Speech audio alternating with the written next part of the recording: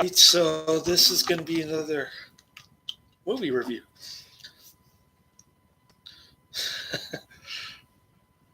I'm calling this one Restless Natives.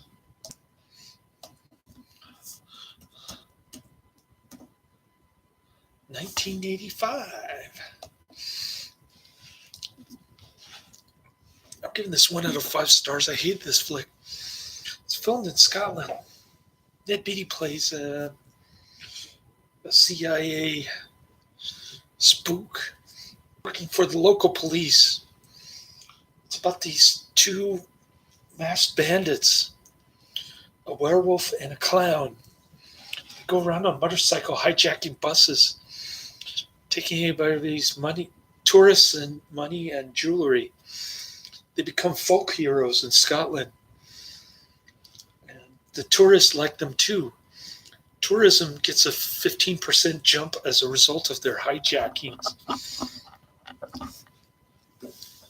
So it's kind of an implausible, ridiculous, plotless movie. There's a comely looking Scottish gal in it with her feathered 80s hair. And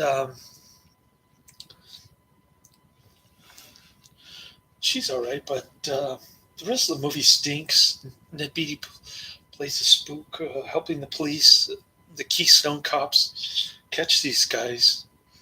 And after about 10 of these hijackings, I couldn't count. I lost count of how many. But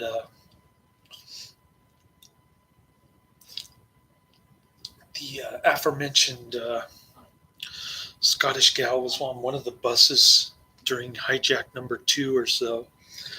And she starts smiling at the werewolf dude. He comes back and brings her flowers.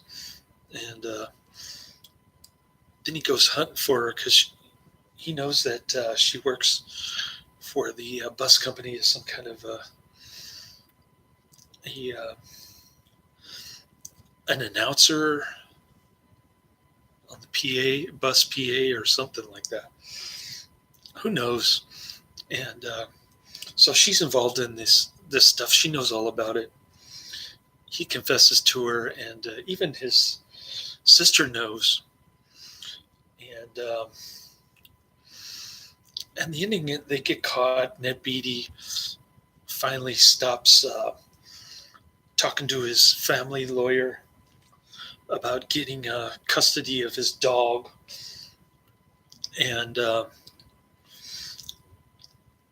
he decides to dress up like a drag lady bus driver. And so his bus gets hijacked. The cops are there. They get handcuffed. And they drive to a cliff. And then we're supposed to believe that they're dead somehow. I don't want to spoil the ending, but pretty lame ending. Pretty lame movie all around. Thought it was boring, no plot. Couldn't get into any of the characters. Although I thought the Scottish girl was kind of cute. A little bit. She couldn't even carry the film. Her presence made no difference whatsoever. And I'm sick and tired of this coronavirus hysteria. They're closing my son's school. Finally. The caseworker, the social worker is supposed to meet with me about child custody. They don't even want to meet face to face. And the odd thing is, you'd be better off going outdoors to absorb all the vitamin D from the sun so that you can boost your immunity towards anything like this. As far as I know, only 9 out of 10 get very mild symptoms when they catch the coronavirus. And they probably get lifelong immunity if they have enough zinc in their system. So I know this isn't mainstream stuff that you hear on CNN MSNBC or Fox News. But I think Rush Limbaugh is actually on to something. I never liked Rush Limbaugh. He was into Jorge W. Bush back in the day, and I wasn't a big fan of Jorge W. Bush. Um, but what he's saying about this coronavirus actually makes sense. I mean, I think I was only the only person at my work to remember what actually happened during the swine flu. Rush Limbaugh asked a very poignant question: how many people remember the swine flu? That was when 600,000 people were infected.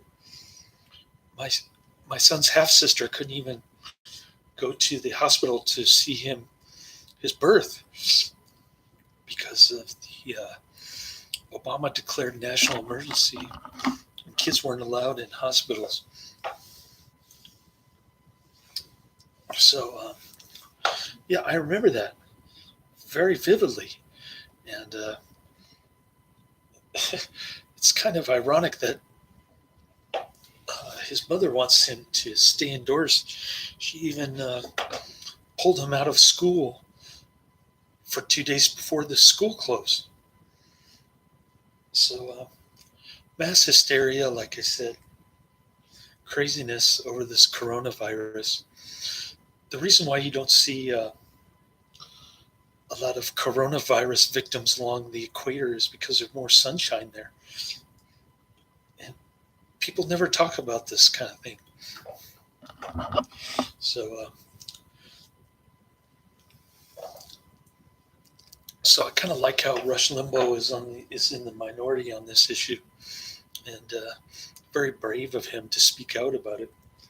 Really, it's about the only thing I can agree with him on during his history in talk radio, probably.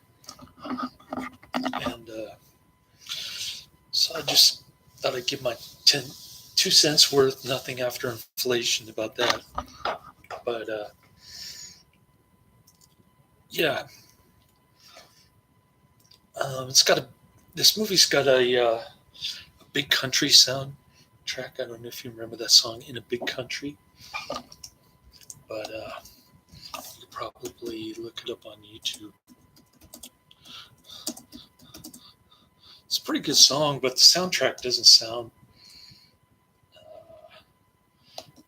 very much like it.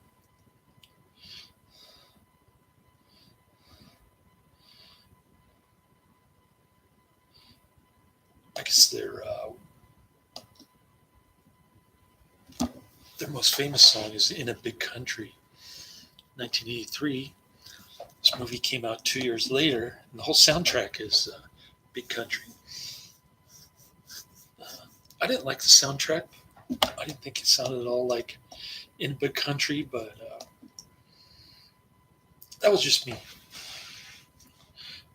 And I know Big Country wasn't a big time band after the 80s.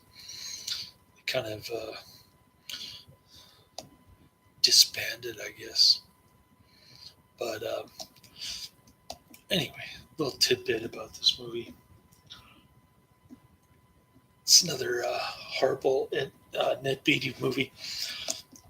And watching Midnight Crossing. Boy, this movie is even worse. It's a low 4.6 rating on IMDb. Watching Faye Dunaway just labor through her lines. They're so inane and incomprehensible. I don't know how she could pick up the script and actually pretend like she was acting.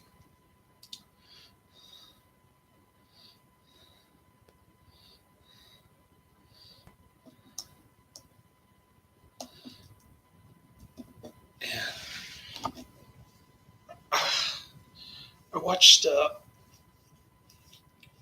litany of 5-star films. Now I'm watching a litany of 1-star films. So, yeah, I'm going to take about 10 and a half hour nap right now.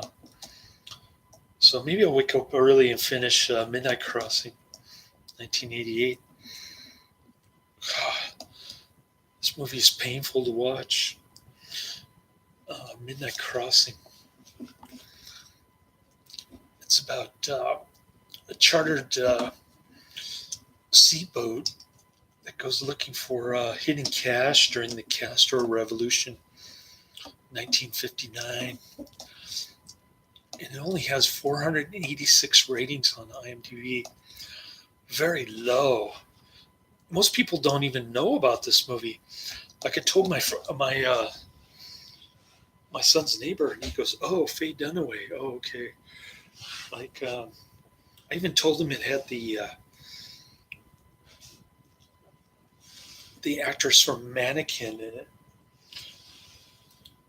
She shows off her topless features, but it's hard to tell if it's really her. In one scene, it might be body double. I don't know, but she does have a wet T-shirt moment there, so you can kind of see through it when she gets wet.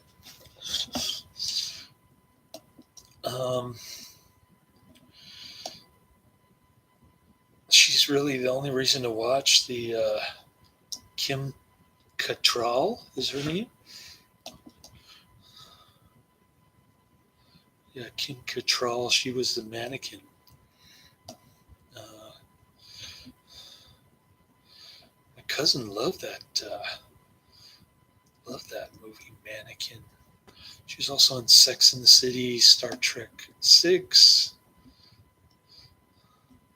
Stuff that I generally don't watch. But yeah, when did Mannequin come out?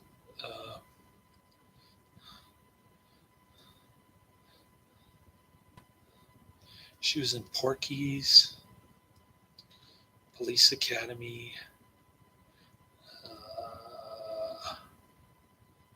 Mannequin came out in 1987. You believe that? 1 year earlier than Midnight Crossing. So, I would give it 2 out of 5 stars if the acting and the dialogue was just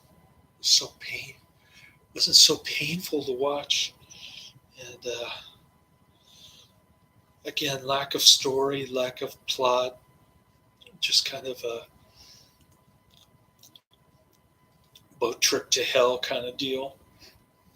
Chartered boat trip to hell. Even Ned Beatty has some pretty bad lines in that one. So hopefully I can get out of the Ned Beatty section of my queue, because I'm much preferring the stuff that I'm watching on YouTube. I'm watching a bunch of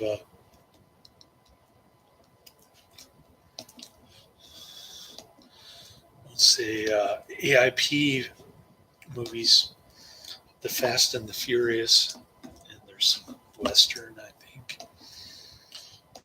Then I've got what else? I'm trying to think.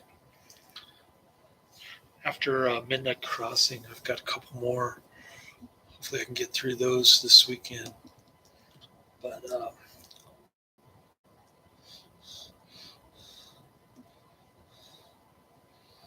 okay, the other 2 movies. Drum roll. The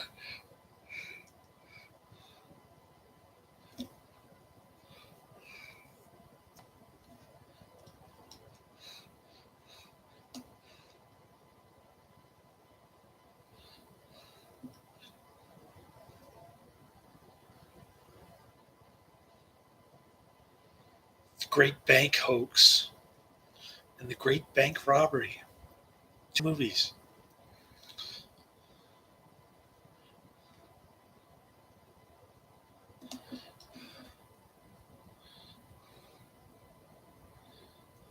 see what years those are. Okay, the Great Bank Hoax is 1978. The Great Bank Robbery is 1969.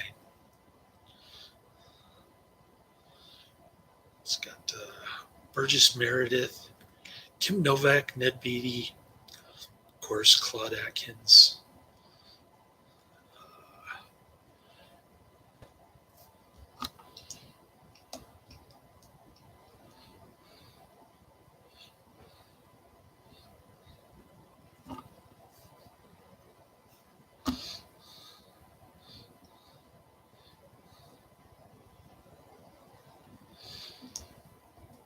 So that's my double feature for this weekend. Wish me luck. Later.